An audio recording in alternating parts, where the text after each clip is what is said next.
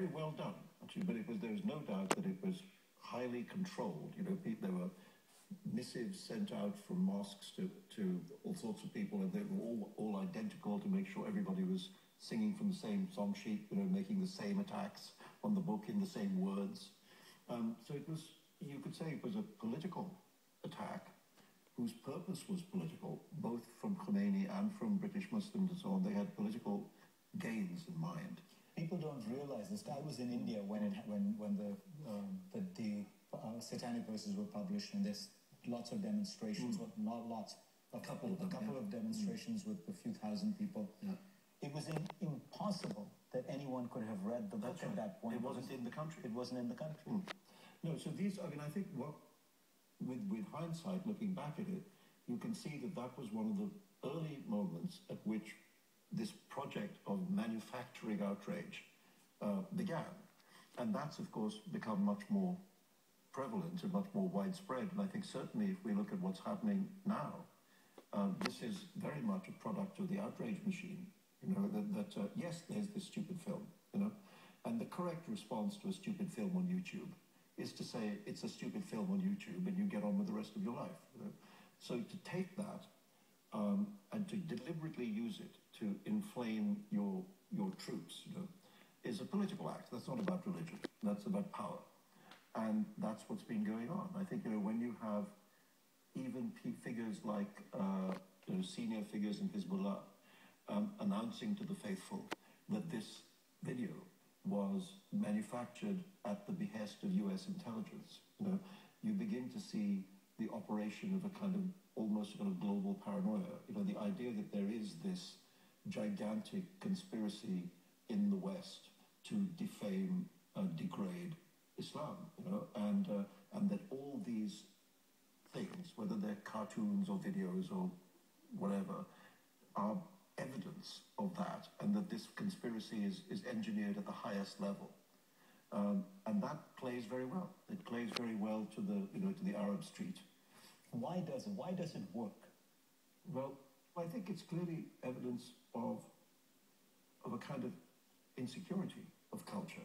You know, that because if you're secure in your sense of yourself, in your belief system, or whatever it might be, you know, you can shrug off criticisms. You know, there's cartoons about the Pope every day in the papers. You know, you don't have Catholics burning down newspaper offices. You know? So, if you're secure in yourself and in your ideas, you can shrug things off.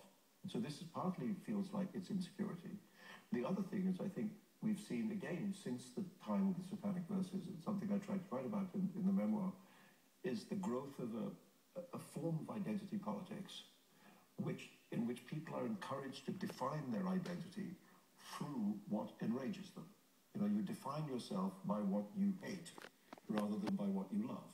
You know, a more normal way of defining yourself is to say, these are the people I love to be amongst, this is the place I love, this is the language I love, you know, etc. Identity is rooted in things like that. But this new form of identity is defined by opposition. You know, I am who I am because I hate that. You would have a unique perspective on this. When you look at one of this cartoon controversy in France, you will notice that CNN, for example, has not aired the video, even a clip of it, and we have not aired the cartoon. Are we making the right decision, or do you think it is important to show the cartoons? It's a news organization. You have to report the news. You know, you can't censor the news because somebody might not like the news.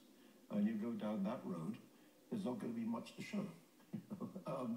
And so we should be showing. Of course you should. It seems to me very important that we need to stand our ground here. You know, that there is, you know, I think the First Amendment is one of the great treasures of Western culture. Actually, you know, and one of the reasons why people like me, you know, end up making their lives in America is because of the freedoms enshrined in that. And we have, you know, most of the world doesn't have this. So if you happen to be in this bit of the world where we are allowed to say what we think, you know, we should, for goodness sake, use that freedom, you know, and not shy away from it.